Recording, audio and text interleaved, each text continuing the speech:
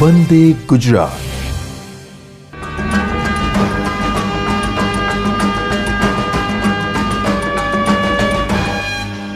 નમસ્કાર વિદ્યાર્થી મિત્રો, આપણે આ પ્રકરણની અંદર પ્રકરણ 2 માં સ્થિત વિદ્યુત સ્થિતિમાન અને કેપેસિટન્સના પ્રકરણમાં અગાઉ કેપેસિટર અંગે જે ચર્ચા કરી એને આપણે યાદ કરી લઈએ। કેપેસિટર એ શું છે તો એ બે વાહકોનું એક તંત્ર છે અને બંને વાહકો પર વિદ્યુતભાર હોય, એમાં એક પર ધન વિદ્યુતભાર હોય, બીજા પર ઋણ વિદ્યુતભાર હોય અને બંને સમાન વિદ્યુતભારિત વાહકો વડે જે રચના બને એને આપણે કેપેસિટર કહીએ છીએ। જો કે કેપેસિટર એ એક વસ્તુ છે અને એના ઉપર વિદ્યુતભાર હોવો જરૂરી નથી, પણ વિદ્યુતભાર સંગ્રહ કરે એવી એક વ્યવસ્થા છે અને એના વિદ્યુત સ્થિતિમાનના તફાવતને આપણે Q ભાગ્યા C વડે બતાવીએ છીએ। એટલે કેપેસિટન્સ C બરાબર Q ભાગ્યા V આવું આપણે લખીએ છીએ।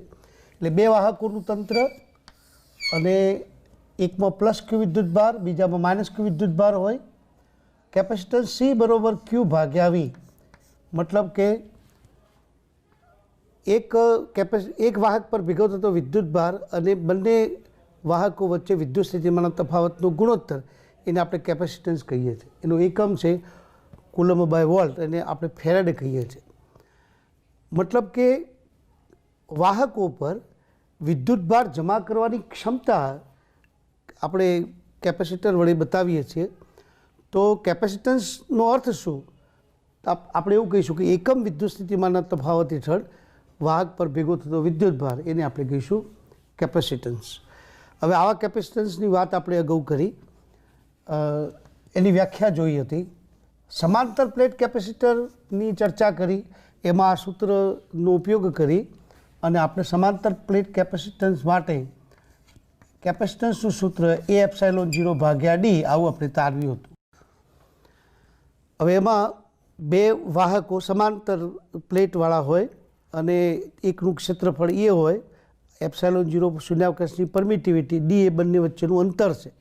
એટલે આ ક્ષેત્રફળ અને બે પ્લેટ વચ્ચેનું અંતર જો આપણે જાણતા હોય તો કેપેસિટન્સ શોધી શકીએ અને વિદ્યુત સ્થિતિમાનનો તફાવત જાણતા હોય તો એના પર ભેગો થતો જે વિદ્યુતભાર છે એ વિદ્યુતભાર આપણે જાણી શકીએ।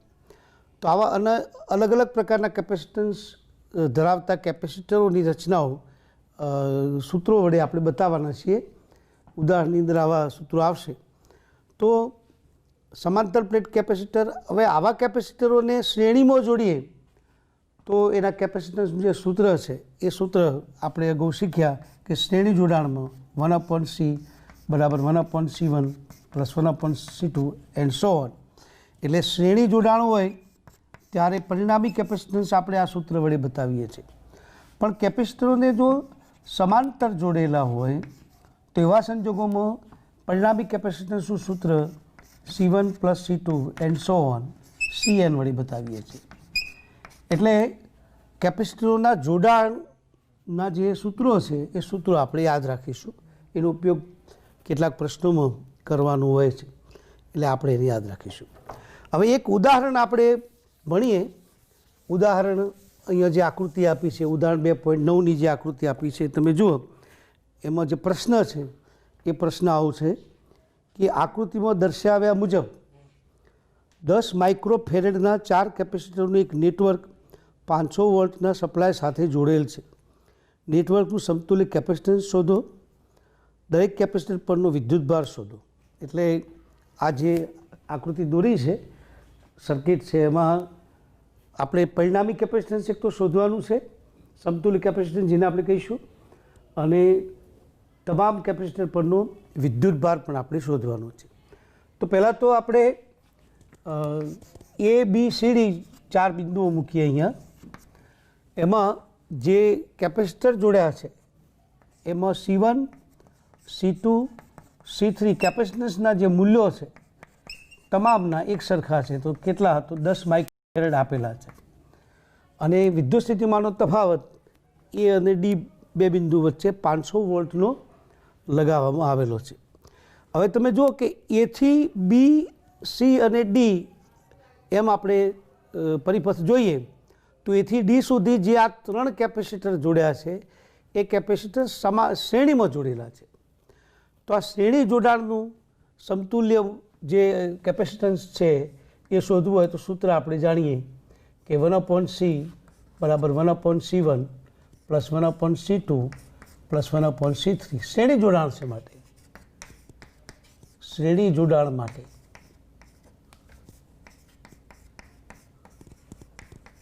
હવે અહીંયા 1/10 મલ્ટીપ્લાય પ્લસ 1/10 પ્લસ 1/10 એટલે અહીંયા જવાબ આવશે 3/10. એટલે કેપેસિટન્સ C બરાબર 10/3 માઇક્રોફેરેડ આવશે, કારણ કે દરેક કેપેસિટન્સનું મૂલ્ય C1 C2 C3 C4 બધાનું મૂલ્ય દરેકનું 10 માઇક્રોફેરેડ છે. એટલે આપણે 10 મૂકીએ તો આપણને C જે પરિણામી કેપેસિટન્સ એથી ડી સુધી આ રસ્તે આપણને 10/3 માઇક્રોફેરેડ મળશે. હવે આપણે એ અને ડી વચ્ચે પાછું 10 માઇક્રોફેરેડનું કેપેસિટર છે, એની સાથે આ સમાંતર છે, આનું સમાંતર જોડાણ છે. એ અને ડી વચ્ચે આનું જોડાણ અને આ જોડાણ આ બંને સમાંતર છે. એટલે સમાંતર જોડાણ માટે આપણે સૂત્ર વાપરીએ તો સમાંતર જોડાણ માટે C બરાબર C1 પ્લસ C2 આ ઉપયોગ કરીએ તો ટોટલ કેપેસિટન્સ એટલે સમતુલ્ય કેપેસિટન્સ આપણે કહીએ તો અહીંથી અહીં સુધીનું કેપેસિટન્સ એને આપણે C1 કહીએ, એ અહીંયા આપણે શોધી કાઢ્યું 10/3 અને એ અને ડી વચ્ચેનું જે કેપેસિટન્સ છે એને આપણે બતાવીએ 10 તો 40/3 એટલે પરિણામી કેપેસિટન્સ મળશે 13.3 માઇક્રોફેરેડ. એટલે પરિણામી કેપેસિટન્સ શોધવા માટે આપણે આ સૂત્રનો ઉપયોગ કરી અને જવાબ લાવી શકીએ. હવે બીજો પ્રશ્ન જે છે કે દરેક કેપેસિટર પરનો વિદ્યુતભાર શોધવો. હવે દરેક કેપેસિટર પરનો વિદ્યુતભાર શોધવો છે તો આપણે પહેલાં તો આ C4 જે છે કેપેસિટર એનો વિદ્યુતભાર શોધીએ, એને આપણે Q4 કહીએ તો Q4 બરાબર C4 ગુણ્યા V અને એ 10 માઇક્રોફેરેડનું કેપેસિટન્સ છે અને વોલ્ટેજ 500 વોલ્ટ છે તો 5 × 10⁻³ મલ્ટીપ્લાય 10⁻⁻6 એટલે 5 × 10⁻³ આટલા કુલંબ આવશે. બરાબર Q4 આગળ, કારણ કે એનું કેપેસિટન્સ 10 માઇક્રોફેરેડ છે અને એને સાદરૂપ આપીએ તો આપણને આટલો જવાબ મળશે. અને બીજું છે અહીંયા આ જોડાણમાં પરિણામી કેપેસિટન્સ આપણે 10/3 માઇક્રોફેરેડ મળે છે. તો વિદ્યુતભાર એને આપણે Q ડેશ કહીએ તો ત્યાં આગળ C1 2 3 આ 3 કેપેસિટન્સનું ભેગું પરિણામી કેપેસિટન્સ જે આપણે મેળવ્યું હતું એ ગુણ્યા વિદ્યુત સ્થિતિમાનનો તફાવત એ કેટલું તો 10/3 ગુણ્યા 500 કરીએ એટલે સાદરૂપમાં આપણને 1.67 મલ્ટીપ્લાય 10⁻³ કુલમ મળશે, કારણ કે અહીંયા 10⁻6 લખવા પડશે. બરાબર ને, જવાબ આપણને આટલો મળશે. એટલે આ રીતે આપણે તમામ કેપેસિટર પરના વિદ્યુતભારને બતાવી શકીએ. અહીંયા જે વિદ્યુતભાર બતાવ્યો છે એ વિદ્યુતભાર અહીં પણ અને અહીં પણ નહીં પણ ત્રણેય જગ્યાએ એક સરખો આપણને મળશે, એ આપણે યાદ રાખીએ. હવે પછીનો મુદ્દો છે કેપેસિટરમાં સંગ્રહિત ઉર્જા, એની આપણે ચર્ચા કરીએ. અત્યાર સુધી આપણે કેપેસિટરના વિદ્યુત સ્થિતિમાનની વાત કરી હતી, કેપેસિટર પર જમા થતા વિદ્યુતભારની વાત કરી હતી. હવે કેપેસિટર પર વિદ્યુતભાર જ્યારે જમા થાય છે ત્યારે એમાં ઉર્જા સંગ્રહ પામે છે અને આ સંગ્રહ પામતી ઉર્જાનું સૂત્ર આપણે તારવવાનું છે. તો ધારો કે સમાંતર પ્લેટ કેપેસિટરનું ઉદાહરણ લઈએ અને સમાંતર પ્લેટ કેપેસિટરમાં અહીંયા +Q વિદ્યુતભાર છે, અહીંયા -Q વિદ્યુતભાર છે. હવે આટલો વિદ્યુતભાર જ્યારે જમા થયો હોય ત્યારે એમાં કેટલી ઉર્જા સંગ્રહ પામી આ આપણે સમજવું છે. એક વાત આપણે યાદ રાખીએ કે બે પ્લેટ વચ્ચે વિદ્યુત સ્થિતિમાનનો તફાવત એનો અર્થ શું? તો ઋણ પ્લેટ પરથી ધન પ્લેટ સુધી એકમ ધન વિદ્યુત ભારને લાવવા માટે કરવું પડતું કાર્ય એને આપણે વિદ્યુત સ્થિતિમાનનો તફાવત કહીએ છીએ. એટલે અહીંયા ઋણ પ્લેટ છે, અહીંયા ધન પ્લેટ છે અને એકમ ધન વિદ્યુત ભારને આપણે અહીંથી અહીં સુધી લાવીએ તો કરવું પડતું કાર્ય એ વિદ્યુત સ્થિતિમાનનો તફાવત છે. હવે આપણે જાણીએ છીએ એ પ્રમાણે વિદ્યુત સ્થિતિમાનનો તફાવત વી એ ક્યુ ભાગ્યા સી છે. એનો અર્થ એ થાય કે વિદ્યુત ભાર બદલાય એમ વિદ્યુત સ્થિતિમાનનો તફાવત પણ બદલાય. વિદ્યુત ભાર કંઈ એકી સાથે બધો જમા થઈ જતો નથી, ધીમે ધીમે જમા થાય છે. ઉદાહરણ તરીકે આપણે કેપેસિટર પર વિદ્યુત ભાર જમા થાય છે, એમાં 0 કુલમ વિદ્યુત ભારમાંથી વધીને 50 કુલમ વિદ્યુત ભાર થાય છે. હવે આ કેપેસિટર પર જમા થતો વિદ્યુત ભાર મેં તમને આ રેખીય રીતે વધતો બતાવ્યો છે. વિદ્યુત સ્થિતિમાનનો તફાવત એ ક્યુ પર આધાર રાખે છે. કેપેસિટન્સ એ અચળ વસ્તુ છે. આપેલા જોડાણ અથવા તો આપેલા એક રચના માટે કેપેસિટર એક રચના છે, એનું કેપેસિટન્સ એ અચળ વસ્તુ છે. હવે એ સી અચળ છે એટલે વી ક્યુના સમપ્રમાણમાં, એટલે ક્યુ વધતું જાય તેમ વી વધતું જાય. અને વી વધતું જાય એનો અર્થ એવો થાય કે એકમ ધન વિદ્યુત ભારને લાવવા માટે કરવું પડતું જે કાર્ય છે એ કાર્ય પણ વધતું જાય. એટલે શરૂઆતમાં એકમ ધન વિદ્યુત ભારને લાવવા માટે જે કાર્ય કરવું પડે એના કરતાં છેવટના તબક્કાઓમાં વિદ્યુત ભારને લાવવા માટે કરવું પડતું કાર્ય એ વધતું જશે. એટલે આપણે કાર્ય જે ગણતરીમાં લઈએ એ કંઈ વિદ્યુત સ્થિતિમાનનો તફાવત જે ક્યુ છે એ અચળ નથી, એટલે સંકલન કરવું પડે અથવા તો નાના નાના તબક્કાઓમાં સાદુરૂપ આપીને સરવાળો કરવો પડે. બરાબર. હવે વિદ્યુત ભાર મેં તમને હમણાં કહ્યું પ્રમાણે, ધારો કે પહેલાં શૂન્ય વિદ્યુત ભાર હતો એ વખતે એકમ ધન વિદ્યુત ભારને લાવવા માટે કરવું પડતું કાર્ય, અહીંથી અહીં સુધી લઈ જવા માટે કરવું પડતું કાર્ય શૂન્ય હતું, કારણ કે કોઈ ક્ષેત્રનો સામનો જ નથી કરવો પડતો. જે વખતે બંને પ્લેટ પર શૂન્ય વિદ્યુત ભાર હોય તો એકમ ધન વિદ્યુત ભારને પકડીને આ બાજુ લાવતા હોય એ વખતે કોઈ ક્ષેત્ર જ નથી, એટલે કોઈ કાર્ય કરવું પડે નહીં. એટલે શરૂઆતમાં કાર્ય શૂન્ય થાય, પછી 1 કુલંબ આવ્યો અહીં જમા થયો, પછી બીજા વિદ્યુત ભારને લાવવો હોય, આપણે તો 1 કુલંબ કહીએ છીએ, સૂક્ષ્મ વિદ્યુત ભારની પણ ગણતરી કરી શકીએ. સૂક્ષ્મ વિદ્યુત ભાર આવ્યો, કાર્ય કરવું પડતું નથી, પેલા શૂન્ય કાર્ય, પણ એ વિદ્યુત ભાર આવ્યા પછી બીજો નાનકડો વિદ્યુત ભાર તમે લાવો તો એ વખતે થોડાક ક્ષેત્રનો સામનો કરવો પડે છે, એટલે કાર્ય થાય છે ક્ષેત્રની વિરુદ્ધ. વળી પાછો વિદ્યુત ભાર જેમ જેમ જમા થતો જાય તેમ થોડાક વિદ્યુત ભારને લાવતા કરવું પડતું કાર્ય વધતું જાય. બરાબર. એટલે કોઈ ક્ષણે ધારો કે આમાં વિદ્યુત ભાર ક્યુ ડેશ જમા થયો હોય, વિદ્યુત ભાર ક્યુ ડેશ હોય ત્યારે વિદ્યુત સ્થિતિમાન કેટલું, તો વી ડેશ બરોબર ક્યુ ડેશ બાય સી. અને એ વિદ્યુત સ્થિતિમાન હોય, દાખલા તરીકે આપણે એમ કહીએ કે જે વખતે 18 કુલમ વિદ્યુત ભાર જમા થયો આ પ્લેટો ઉપર, એ વખતે વિદ્યુત સ્થિતિમાન વી કેટલું હોય, તો 18 ભાગ્યા C.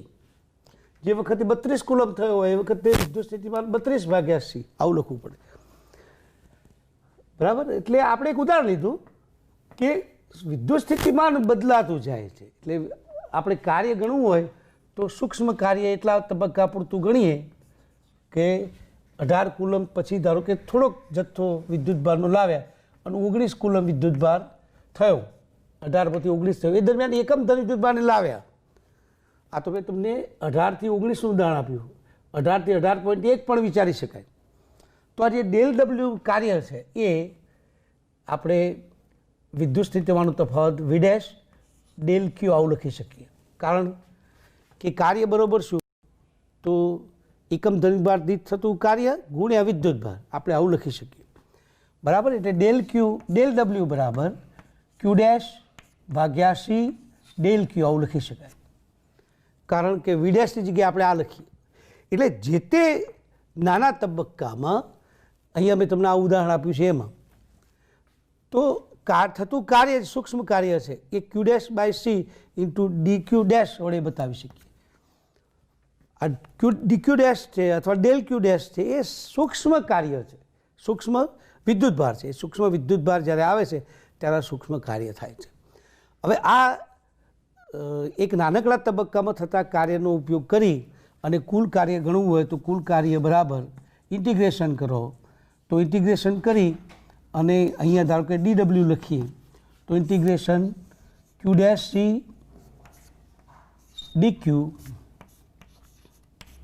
Dash is equal two 1/c integration q dash dq dash અને એનો જવાબમાં આપણને મળશે q dash square by 2c, કારણ કે આનો જવાબ આવશે q square by 2c, q square by 2 આવશે અને સાદરૂપ આપે એટલે આપણને આવું મળશે. એટલે કાર્ય ગણવું હોય તો આપણે આ રીતે બતાવી શકીએ.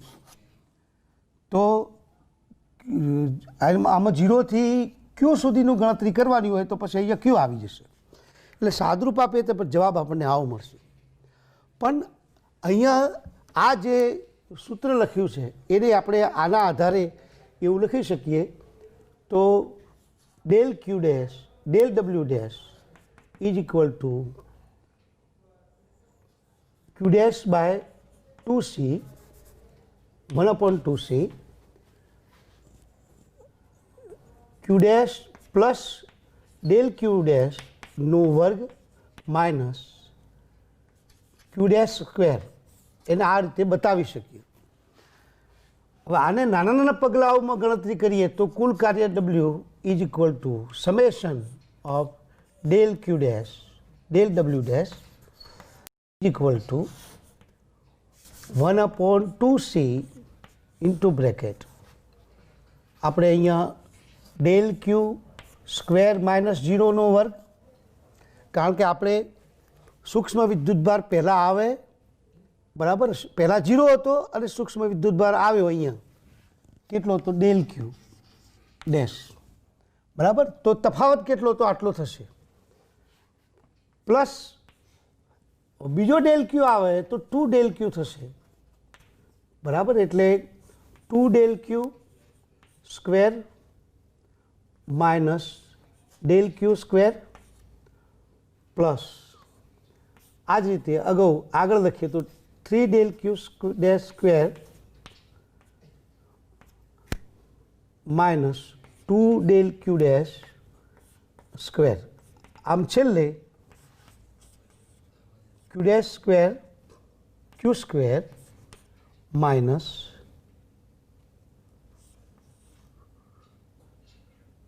ક્યુ minus del Q dash square આવું આપણે લખી શકીએ. એટલે આપણે આને સાદરૂપમાં જે બતાવીએ કુલ કાર્ય W ઇઝ ઇક્વલ ટુ આ ક્યુ અહીંયા આપણે બાદબાકી કરો તો આ ઉડી જશે, આ બધા પદો ઉડી જશે અને છેલ્લે આ પદ રહેશે એટલે 1/2c ઇન્ટુ ક્યુ સ્ક્વેર એટલે જવાબમાં આપણને મળશે ક્યુ સ્ક્વેર બાય 2c. એટલે આવું એક સૂત્ર સ્થિતિ ઉર્જાનું મૂકી શકીએ. એટલે સ્થિતિ ઉર્જાનું આવું સૂત્ર આપણે મૂકીએ તો કેપેસિટર પર સંગ્રહિત થતી ઉર્જા માટે આપણે W બરાબર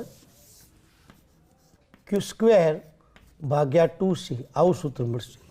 જો કે આને બીજી રીતે પણ બતાવી શકીએ, વિદ્યુત સ્થિતિમાનના તફાવતનું સરેરાશ લઈ અને ગણતરી કરવી હોય તો પણ કરી શકાય બરાબર, કારણ કે વિદ્યુત સ્થિતિમાનનો તફાવત V એ Q બાય C એટલે V એ Qના સમપ્રમાણમાં છે અને સમપ્રમાણ રેખીય સંબંધ હોય તો આપણે સાદરૂપ આપી અને સરેરાશ મૂલ્ય પણ ગણી શકીએ. હવે આના બીજા સૂત્રો પણ બતાવી શકીએ, કારણ કે આપણે જાણીએ છીએ કે C બરાબર Q ભાગ્યા V. આ સૂત્રનો ઉપયોગ કરીએ તો અહીંયા ક્યુ સ્ક્વેરની જગ્યાએ C સ્ક્વેર V સ્ક્વેર લખી શકાય ભાગ્યા 2c એટલે એક સૂત્ર 1/2 CV સ્ક્વેર પણ આપણને મળે. પછી બીજું એક સૂત્ર આપણને આવું પણ મળશે કે Q બાય C આમાંથી ક્યુ સ્ક્વેર બાય 2c છે એને આપણે Q બાય C અલગ લખીએ અને Q બાય 2 પણ લખીએ, આ રીતે મૂકી શકાય Q by C Q by 2 અને Q બાય C એટલે V એટલે 1/2 Q ગુણ્યા V આવું પણ સૂત્ર આપણે મૂકી શકીએ. એટલે ઉર્જાનું જે સૂત્ર છે એ સૂત્ર આપણે આવું લખી શકીએ W બરાબર 1/2 CV square is equal to Q square by 2c is equal to 1/2 QV આ ત્રણેય સૂત્રો કેપેસિટરની જે ઉર્જા જમા થાય છે એના માટેના છે. એટલે કેપેસિટરમાં જમા થતી ઉર્જા આપણે જાણવી હોય તો આપણે આ સૂત્રો વડે જાણી શકીએ. ઉદાહરણ તરીકે ધારો કે કોઈ કેપેસિટર પર વિદ્યુતભાર Q બરાબર 2 માઇક્રોકુલમ છે અને વોલ્ટેજ ધારો કે 100 વોલ્ટ છે અને ઉર્જા ગણવી હોય તો W બરાબર 1/2 QV સૂત્ર વાપરીએ. એટલે 1/2 ગુણ્યા 2 માઇક્રો કુલમ છે એટલે 10⁻⁶ ગુણ્યા V100 સાદરૂપ આપો એટલે 10⁻⁴ જૂલ ઉર્જા જમા થાય. હવે આ આપણે કયા સૂત્રનો ઉપયોગ કર્યો તો આ છેલ્લું જે છે ને W બરાબર 1/2 QV એનો ઉપયોગ કર્યો, કારણ કે આપણને આ બે આપ્યા હતા. પણ કેટલીક વખતે શું હોય કે કેપેસિટન્સ આપ્યું હોય તો એનો ઉપયોગ કરી શકાય, પણ આમાંથી આનો ઉપયોગ કરીને આપણે કેપેસિટન્સ પણ ગણી શકીએ છીએ. જો કેપેસિટન્સ C બરાબર Q ભાગ્યા V એટલે Qની જગ્યાએ 2 ગુણ્યા 10⁻⁶ ભાગ્યા 100 એટલે 2 ગુણ્યા 10⁻⁴ આટલા માઇક્રોફેરેડ આટલા ફેરેડ લખી શકીએ. હવે આ કેપેસિટન્સનું મૂલ્ય આપણે આ બેના ઉપયોગ કરીને લાવ્યા 2 ગુણ્યા 10⁻⁴ ફેરેડ. હવે આ બે આપ્યા હોય તો તમે આ સૂત્ર વાપરો. કેટલીક વખત એવું હોય કે Q અને C આપ્યા હોય બરાબર તો તમે આ સૂત્ર વાપરી શકો. કેટલીક વાર C અને V આપ્યા હોય તો આ સૂત્ર વાપરી શકો. એટલે કોઈ પણ સૂત્ર વાપરાય અને જવાબ જે આવે જવાબ તો એક જ આવે બરાબર, પણ આ 3 પદમાંથી કોઈ પણ 2 પદ આપ્યા હોય તો આપણે ઉર્જા ગણી શકીએ છીએ. એટલે ઉર્જાનું સૂત્ર આપણે યાદ રાખીશું. હવે કેપેસિટર પર ઉર્જા ઘનતાની વાત કરીશું. આપણે ઉર્જા ઘનતાનું સૂત્ર તારવીશું. હવે ઉર્જા ઘનતાનો અર્થ શું થાય? કેપેસિટર પરની ઉર્જા પરની વિદ્યુત ઉર્જા ભાગ્યા કદ. એટલે કેપેસિટરનું કદ આપણે ગણીએ. એટલે આમ 2 સમાંતર પ્લેટ કેપેસિટર હોય દાખલા તરીકે આવા પ્રકારનું, તો સમાંતર પ્લેટ કેપેસિટરની જો આપણે વાત કરી રહ્યા છીએ તો આ પ્રકારે 2 પ્લેટ વચ્ચે ગોઠવણી હોય. 2 પ્લેટો આ રીતે છે સમાંતર બરાબર, અને એમની વચ્ચેનું અંતર D, ક્ષેત્રફળ A છે. તો આનું કદ કેટલું? તો કદ આવશે A ગુણ્યા D, AD. કારણ કે ક્ષેત્રફળ ભાગ્યા ઊંચાઈ. અહીંયા આપણે ગોઠવણી તમે જુઓ કે આ ક્ષેત્રફળ છે, આ લંબાઈ અથવા ઊંચાઈ છે, તો સાદરૂપ આપીએ તો કદ આપણને મળે A ગુણ્યા D. તો આટલા કદમાં જે ઉર્જા સંગ્રહાયેલી છે એને આપણે કહીશું ઉર્જા ઘનતા. તો ઉર્જા ઘનતા એના માટે આપણે સંકેત ρe વાપરીએ છીએ. પુસ્તકમાં સ્મોલ u લખેલું છે તો આપણે ગમે તે લખી શકીએ. હવે ρe એટલે ઘનતા ઇલેક્ટ્રિક ફિલ્ડની ઘનતા છે એટલા માટે ρe સૂત્ર આપણે વાપરીશું. તો કેપેસિટર પરની વિદ્યુત ઉર્જા એટલે Q² ભાગ્યા 2C અને કેટલું તો AD આપણે આવું કહીશું. એટલે પહેલાં તો આપણે Q²/2C છે એમાં Qની જગ્યાએ આપણે જાણીએ છીએ કે Q બરાબર A સિગ્મા. પછી સિગ્મા માટે પણ આપણે શું કિંમત મૂકીશું તો σ/ε0 એટલે E.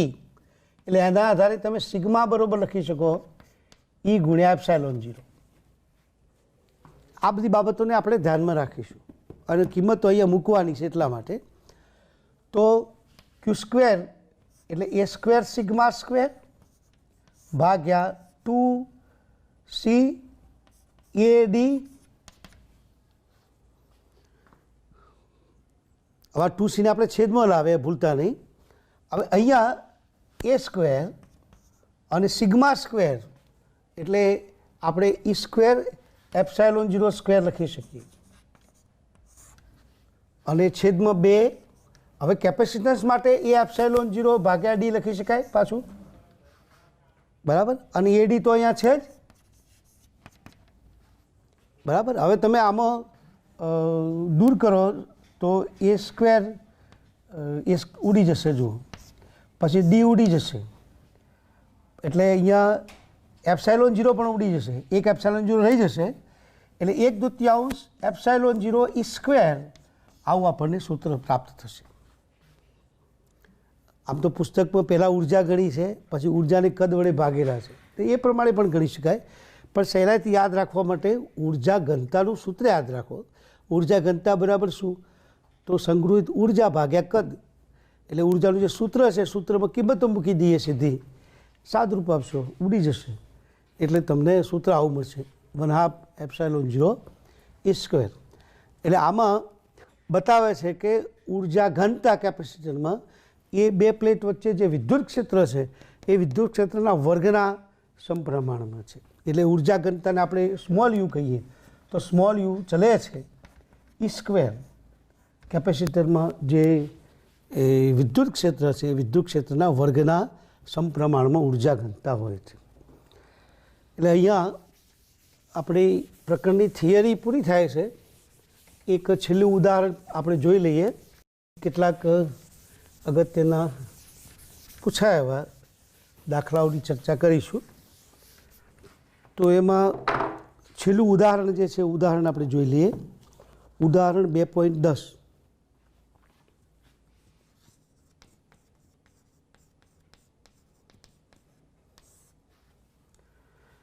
એમાં પ્રશ્ન આવો છે કે 900 પિકોફેરેડના એક કેપેસિટરને 100 વોલ્ટની બેટરી વડે વિદ્યુત ભારિત કરાય છે. કેટલી વિદ્યુત સ્થિતિ ઉર્જા કેપેસિટર વડે સંગ્રહ થશે? પહેલાં તો આપણે ગણીએ, પછી બીજી વાત કરીએ. તો 900 પિકોફેરેડનું કેપેસિટર છે,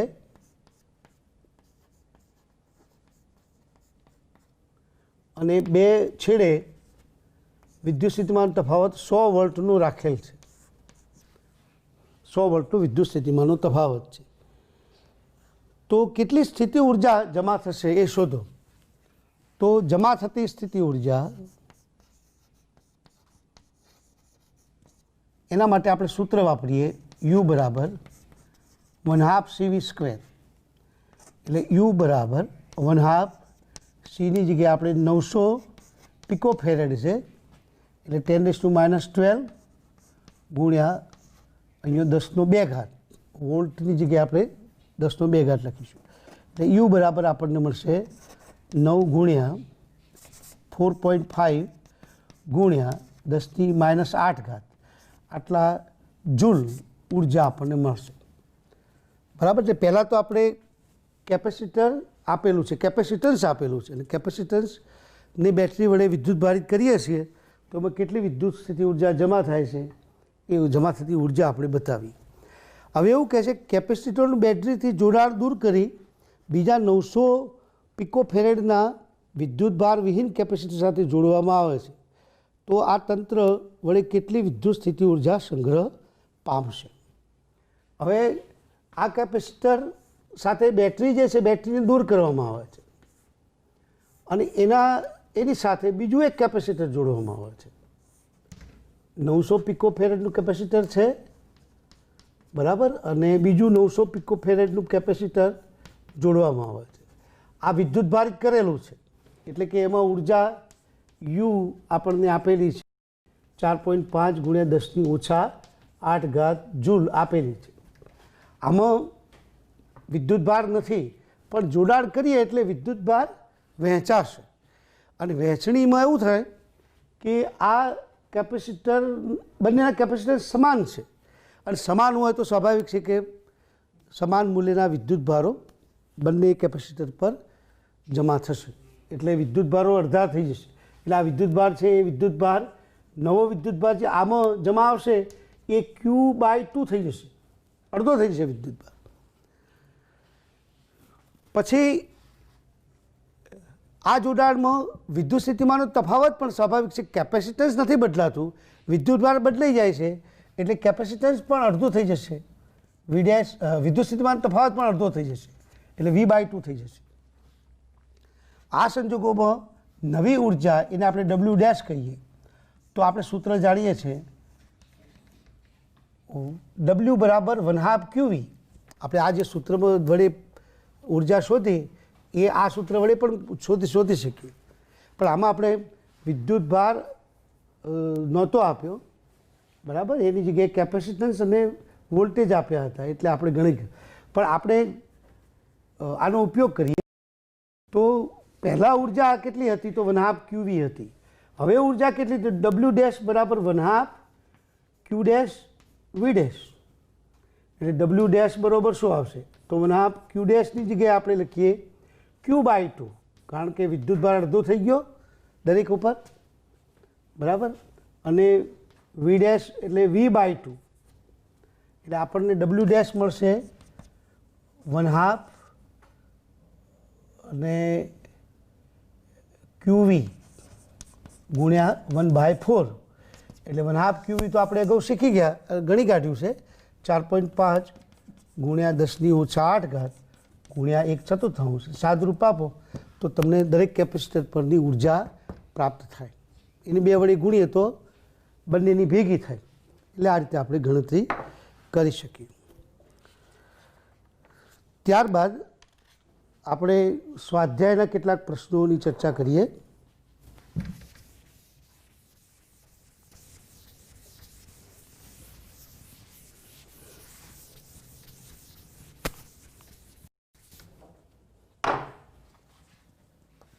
સ્વાધ્યાયના કેટલાક પ્રશ્નો આપણે જોઈએ. તેમાં પહેલો પ્રશ્ન, પુસ્તકમાં જે પ્રશ્ન આપ્યો છે પ્રશ્નો તમે જુઓ અને અહીંયા આપણે એની ચર્ચા કરીશું.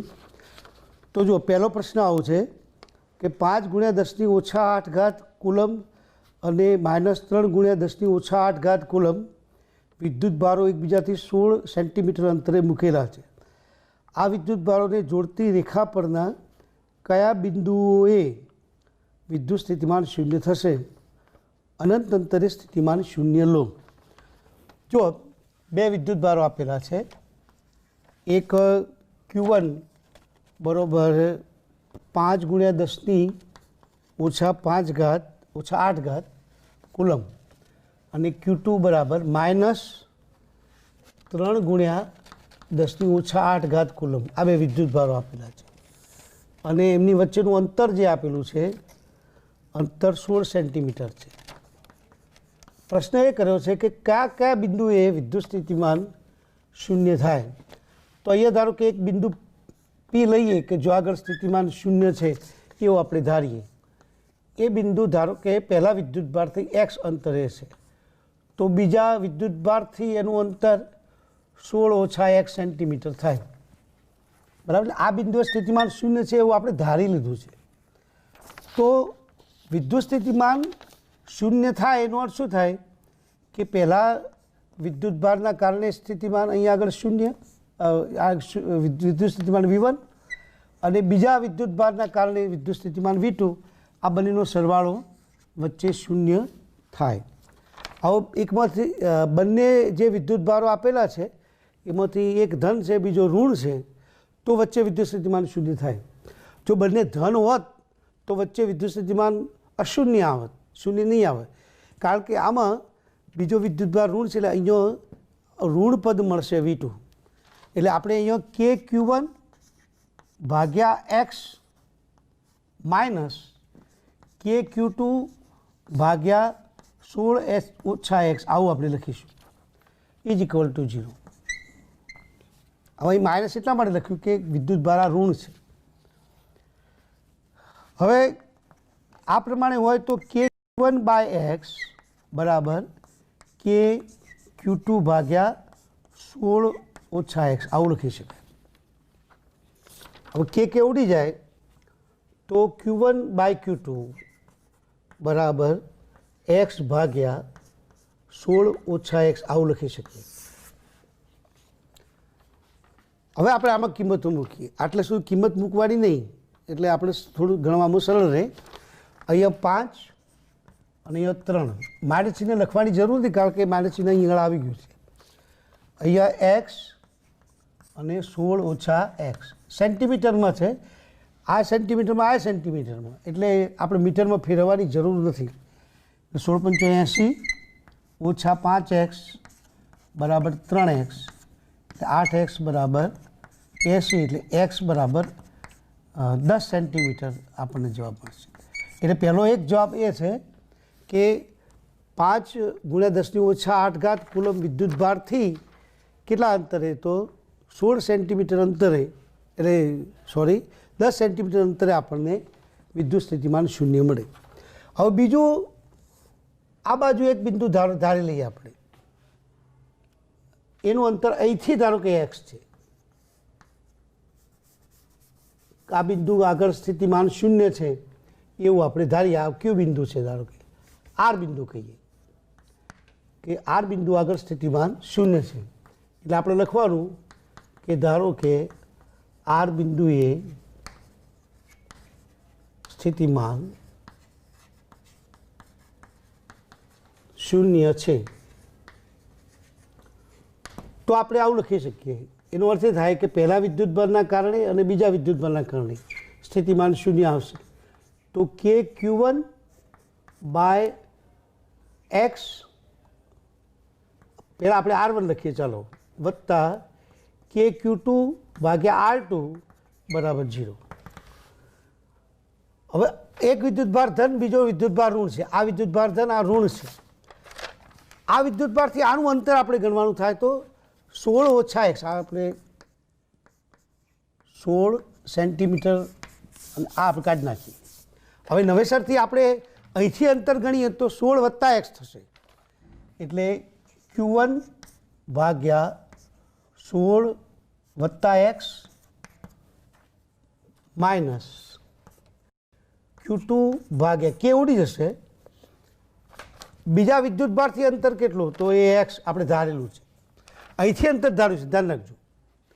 અહીંથી ધાર્યું હોત તો પણ ચાલત, પણ આપણે અહીંથી ધાર્યું છે. તો ઇઝ ઇક્વલ ટુ 0, અને આપણે પેલી બાજુ લઈ જઈએ તો એ બરાબરનું ચિહ્ન થઈ જશે. એટલે Q1 બાય Q2 બરાબર 16 વત્તા x ભાગ્યા x. હવે Q1 ની કિંમત મૂકો તો 5 ભાગ્યા Q2 બરાબર 3, એટલે 16 પ્લસ x ભાગ્યા x, એટલે 5x ઇઝ ઇક્વલ ટુ 16 તરી 48 વત્તા 3x, અને આને આપણે આવા જ લાવીએ તો 2x બરાબર 48, એટલે x બરાબર 24. એટલે 24 સેન્ટીમીટર અંતરે અહીંથી આપણે 24 સેન્ટીમીટર ગણવાનું. ટોટલ અંતર 16 ને 24, એટલે અહીંથી અંતર ગણાય તો આપણે આ એક્સની જગ્યાએ જવાબ લાવ્યો 24 સેન્ટીમીટર. તો તમે Q2 વિદ્યુતભારથી ગણો તો 24 સેન્ટીમીટર અંતર આવશે, અને Q1 વિદ્યુતભારથી ગણો તો 16 અને 24 એટલે 40 સેન્ટીમીટર અંતર આવશે. બરાબર. એટલે જવાબ કેવી રીતે આપવો, અહીંથી ગણવું કે અહીંથી ગણવું, એ તમારી મનસુબીની વાત છે. બરાબર. અને એ રીતે તમે જવાબ આપી શકો.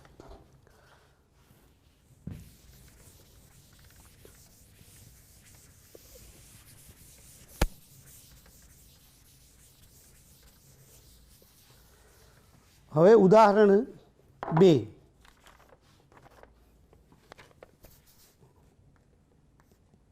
સ્વાધ્યાય 2, સ્વાધ્યાયનો પ્રશ્ન છે 2. 10 સેન્ટીમીટરની બાજુવાળા નિયમિત ષટકોણના દરેક બિંદુએ 5 માઇક્રોકુલમ વિદ્યુતભાર છે, તો કેન્દ્રમાં સ્થિતિમાન ગણો. હવે ષટકોણ આપેલો છે, એટલે ષટકોણની આકૃતિ આવી થશે આ પ્રકારની. દરેક પર વિદ્યુતભાર આપેલો છે ABCD EF, અને દરેક પર આપણને 5 માઇક્રોકુલમ વિદ્યુતભાર આપેલો. દરેકમાં આપ્યો છે, સમજી લઈએ.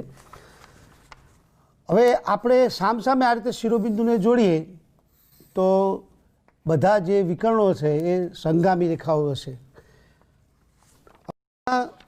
આ બિંદુથી અંતર તમે ગણો તો આ અંતર તમને 10 સેન્ટીમીટર આપેલું છે. દરેક 10 સેન્ટીમીટરની બાજુ છે. તો સ્વાભાવિક છે કે અહીંયા ષટકોણ છે, એટલે આ 60નો ખૂણો થશે, આ પણ 60નો થશે, આ 60નો થશે, તો પણ આ પણ 60 થાય, એટલે આ સમબાજુ ત્રિકોણ થશે. મતલબ કે આ અંતર 10 સેન્ટીમીટર, આ 10 સેન્ટીમીટર, એટલે ટૂંકમાં બધા કેન્દ્રથી શિરોબિંદુઓના અંતરો 10 સેન્ટીમીટર થવાના. હવે આ બિંદુ આગળ આપણે સ્થિતિમાન જોઈએ છે અને વિદ્યુતભારો કુલ 6 છે. તો વિદ્યુત સ્થિતિમાન V બરાબર આપણે 6 વિદ્યુતભારો એટલે 6 KQ ભાગ્યા R આવું લખી શકીએ. કારણ કે એક શિરોબિંદુ પર વિદ્યુતભાર જે છે એનું વિદ્યુત સ્થિતિમાન KQ બાર, તો 6નું કેટલું, તો 6 વડે આપણે ગુણવાના થાય, કારણ દરેકનું એક સરખું થવાનું છે. અંતરો બધાના સરખા છે, વિદ્યુતભારો પણ સરખા છે. એટલે 6 મલ્ટીપ્લાય 9 મલ્ટીપ્લાય 10⁹ અને વિદ્યુતભાર Q 5 મલ્ટીપ્લાય 10⁻⁶ માઇક્રોકુલમ છે. એટલે અંતર કેટલો, તો 0.1. અને આ બધાનું સાદરૂપ તમે આપો તો સાદરૂપ આપવાથી જવાબ આપણને મળશે 2.7 ગુણ્યા 10⁶ આટલા વોલ્ટ. એટલે વિદ્યુત સ્થિતિમાન આ રીતે આપણે ગણી શકીએ. પછી સ્વાધ્યાયનો પ્રશ્ન 3, એમાં પ્રશ્ન આવો છે કે બે વિદ્યુતભારો 2 માઇક્રોકુલમ અને -2 માઇક્રોકુલમ એકબીજાથી 6 સેન્ટીમીટર દૂર આવેલા છે. આવેલા બિંદુ A અને B પર આવેલા છે. તંત્રના કોઈ સમસ્થિતિમાન પૃષ્ઠની ઓળખ કરો. આ સપાટી પરના દરેક બિંદુએ વિદ્યુત ક્ષેત્રની દિશા કઈ. હવે બે વિદ્યુતભારો છે, એક 2 માઇક્રોકુલમ અને બીજો -2 માઇક્રોકુલમ, અને બે એકબીજાથી 6 સેન્ટીમીટર દૂર છે. આ રીતે વિદ્યુતભારો. હવે તમે સમજી શકો છો કે વિદ્યુત સ્થિતિમાન સમસ્થિતિમાન પૃષ્ઠની ઓળખ કરવાનું કહે છે. એટલે આ બિંદુ આગળ વિદ્યુત સ્થિતિમાન સરખું થાય, કારણ કે અંતર સરખું છે, બરાબર. એટલે અહીંયા શૂન્ય થશે આપણે કહી શકીએ. હવે એવું અંતર તમે એક સમતલ પસંદ કરો આવું કે જે સમતલ આ બંને વિદ્યુતભારોથી સરખા અંતરે આવેલા બિંદુઓ વડે રચાતું હોય. કારણ કે અહીંયા આ બિંદુ લો તો અહીંથી અંતર સરખું થાય, આ બિંદુ લો તો અહીંથી અંતર સરખું થાય. એટલે ટૂંકમાં સમતલ એવું બનાવી શકાય. આ બંને વિદ્યુતભારોની જોડતી રેખાના મધ્યબિંદુમાંથી પસાર થતું હોય અને આ રેખાખંડને લંબ હોય એવું એક સમતલ બનાવી શકાય. અને એ સમતલના પ્રત્યેક બિંદુથી સરખા અંતરે આ વિદ્યુતભારો આવેલા છે. એટલે વિદ્યુત સ્થિતિમાન એ તમામ બિંદુએ એક સરખું શૂન્ય આવશે. એટલે એક સમસ્થિતિમાન પૃષ્ઠ આપણે આવું વિચારી શકીએ. અને આના કોઈ પણ બિંદુ આગળ વિદ્યુત ક્ષેત્રની દિશા કઈ આવે, તો ક્ષેત્રરેખા આ રીતે જતી હોય તો ક્ષેત્ર આ દિશામાં આવશે, આપણને મળશે. એટલે ઋણ આ બાજુ હોય, ધન આ બાજુ હોય, તો આ દિશામાં આપણને વિદ્યુત ક્ષેત્ર રેખા પ્રાપ્ત થશે. પછી ચોથો પ્રશ્ન, પ્રશ્ન નંબર 4 જુઓ.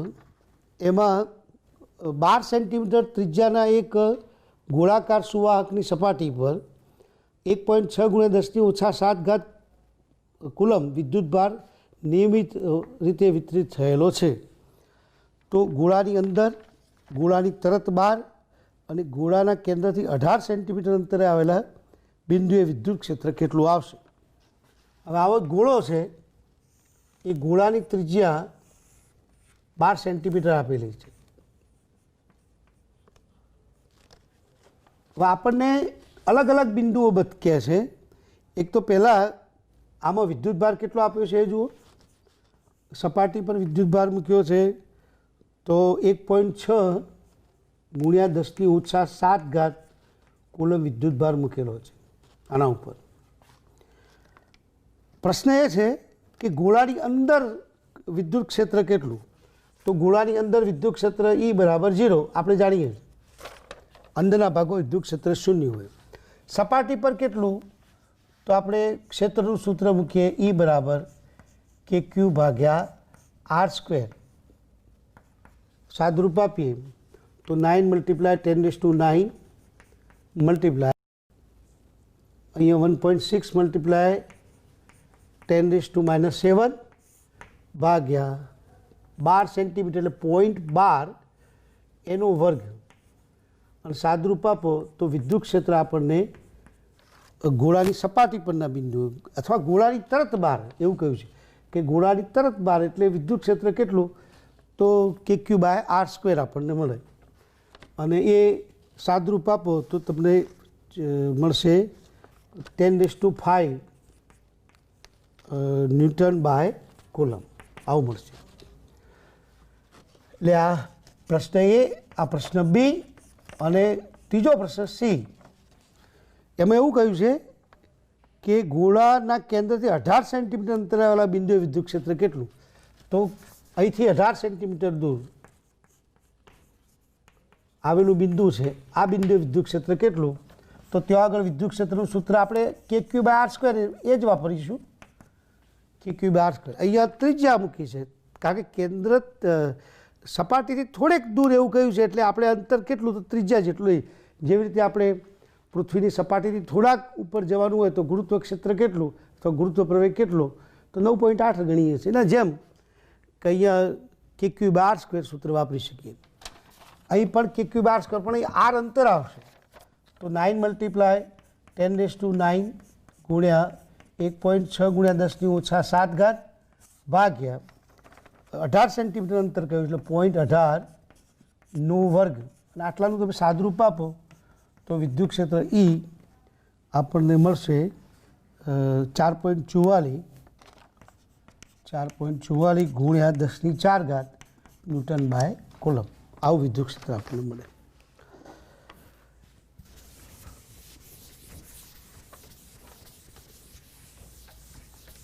પછી સ્વાધ્યાયનો આગળનો પ્રશ્ન 2.5.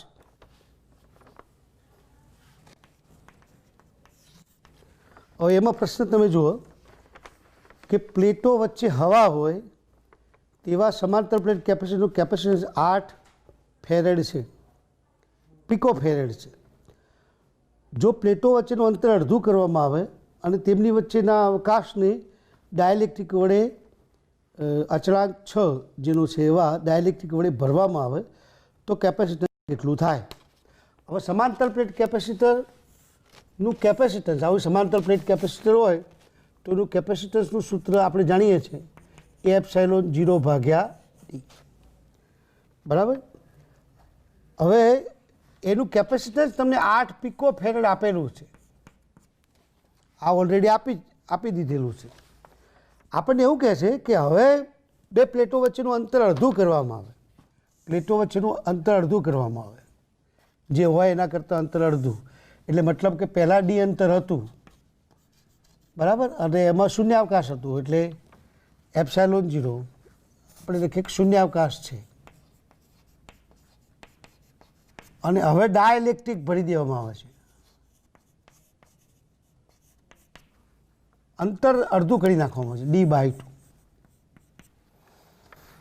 એટલે હવે ε=ε0K લખવું પડશે. હવે આપણે કેપેસિટન્સ લખવું હોય એને આપણે C' કહીએ તો C' બરોબર શું આવશે તો A∈0K, એ એપ્સાઇલોન લખવું પડે, અંતર D/2, અંતર ઘટી ગયું D/2 થઈ ગયું બરાબર. એટલે આપણે A∈0/D 2 ઉપર લખી દઈએ અને K વડે પાછું ગુણાકાર તો ખરો જ. આટલાની કિંમત આપણને ખબર છે એ આપેલી છે. કેટલી આપેલી છે તો 8 પિકોફેરેડ આપેલી છે ગુણ્યા 2 તો આગળ છે જ 2 ગુણ્યા 8 અને K એ ડાયરેક્ટ અચળાંક તમને આપેલો છે 6 બરાબર. આ બધાનો ગુણાકાર કરો 16 છે કે 96 એટલે 96 આવશે. 96 પિકોફેરેડનું કેપેસિટન્સ હવે થાય. એટલે કેપેસિટન્સ પહેલાં જે હતું એમાં ફેરફાર થાય છે. શું કરવાથી તો બે પ્લેટો વચ્ચેનું અંતર ઘટાડવામાં આવે છે અથવા વધારીએ તો પણ થાય, પ્લેટોનું ક્ષેત્રફળ બદલાય તો પણ થાય, વચ્ચે ડાયલેક્ટ્રિક ભરી દઈએ તો પણ ફેરફાર થાય. એટલે આ બધી બાબતો ધ્યાનમાં લઈને આપણે ગણી શકીએ.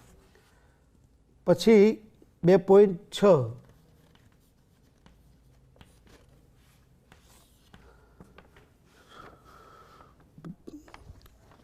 દરેક 9 પિકોફેરેડ કેપેસિટન્સ ધરાવતા 3 કેપેસિટરને શ્રેણીમાં જોડેલ છે. તો સંયોજનનું ટોટલ કેપેસિટન્સ કેટલું? આ સંયોજનને 120 વોલ્ટના સપ્લાય સાથે જોડવામાં આવે તો સમાંતર વિદ્યુત સ્થિતિમાનનો તફાવત કેટલો થાય? હવે જો 9 પિકોફેરેડ કેપેસિટન્સ ધરાવતા 3 કેપેસિટર શ્રેણીમાં જોડેલા છે. એક 9, બીજું 9 અને ત્રીજું 9. 9 પિકોફેરેડ, 9 પિકોફેરેડ અને 9 પિકોફેરેડ, અને આને શ્રેણીમાં જોડેલા છે. તો પરિણામી કેપેસિટન્સ 1/C બરાબર 1/C1 plus 1/C2 plus 1/C3 પ્રમાણે 1/C બરાબર 1/9 પ્લસ 1/9 પ્લસ 1/9 એટલે 3/9 એટલે C બરાબર આપણને છે 9 પિકોફેરેડ. એટલે ટોટલ કેપેસિટન્સ આનું એટલે સમતુલ્ય કેપેસિટન્સ આપણે 9 પિકોફેરેડ લખી શકીએ. આ એનો જવાબ છે. પછી બીનો જવાબ લાવવો હોય તો આ કેપેસિટરને આપણે 120 વોલ્ટના સપ્લાય સાથે જોડીએ છીએ. હવે 120 વોલ્ટના સપ્લાય સાથે એક સરખા કેપેસિટન્સ ધરાવતા કેપેસિટર છે એટલે એમને જોડવામાં આવે. 120નો સપ્લાય અને ત્રણેય સમાન છે એટલે સ્વાભાવિક છે કે 40 વોલ્ટ અહીં મળશે, 40 વોલ્ટ અહીં મળશે અને 40 વોલ્ટ અહીં મળશે. એટલે ત્રણેય જગ્યાએ એક સરખું વિદ્યુત સ્થિતિમાન ટૂંકમાં વહેંચાશે. 40 વોલ્ટ, 40 વોલ્ટ, 40 વોલ્ટ, ટોટલ 120 વોલ્ટમાંથી વહેંચાશે. એટલે બીજા પ્રશ્નનો જવાબ એ છે કે તમામ કેપેસિટરમાં વિદ્યુત સ્થિતિમાનનો જે તફાવત છે એ તફાવત એવડે 40 વોલ્ટ લખી શકીએ. તો વિદ્યાર્થી મિત્રો, આજના લાસ્ટ એપિસોડમાં આપણે કેટલાક સ્વાધ્યાયના પ્રશ્નો જોયા. આવા સ્વાધ્યાયના કેટલાક બીજા પ્રશ્નો પણ આપ્યા છે, તમે સોલ્વ કરી શકશો અને તમે આ પ્રકરણમાં બધા સૂત્રો જો યાદ રાખશો તો સૂત્રોના આધારે જે પ્રશ્નો છે પ્રશ્નો સહેલાઈથી સોલ્વ કરી શકશો. નમસ્કાર, આભાર.